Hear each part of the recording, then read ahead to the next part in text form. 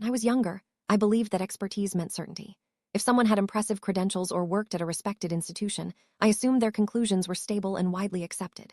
So, the first time I saw scientists openly disagree, I felt unsettled. If even the experts couldn't agree, how could anyone else know what was true? To me, expertise seemed equal to certainty, and credentials felt like the final authority. Disagreement looked like a crack in credibility, and I thought truth depended on unity. This initial reaction was shaped by how I'd learned to think about knowledge. Unity felt strong, while debate seemed confusing. It took time to realize that this view was incomplete.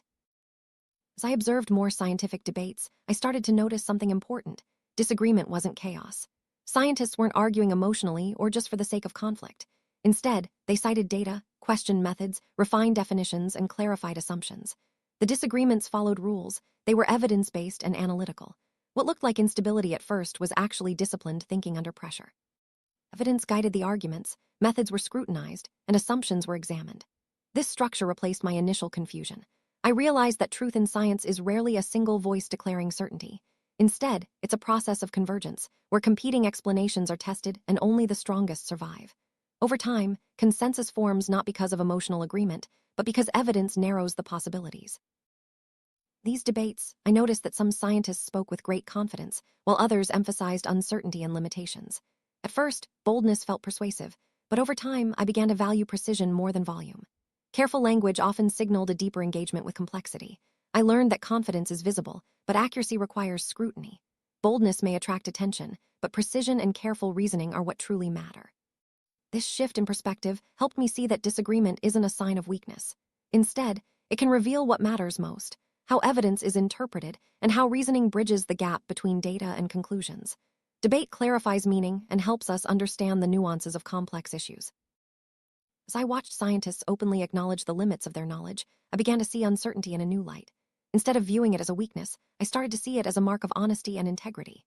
Admitting what is unknown actually protects the credibility of science, while pretending certainty where none exists can be misleading. Uncertainty marks the edges of our understanding and signals honesty.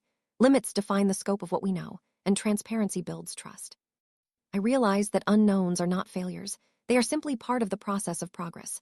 This shift made me less anxious about uncertainty and more patient with complexity. Now, when I encounter disagreement, I focus on the quality of evidence rather than whether it aligns with my preferences. I examine reasoning, methodology, and whether limitations are acknowledged. Disagreement no longer automatically reduces credibility. In fact, it can signal that serious thinking is happening.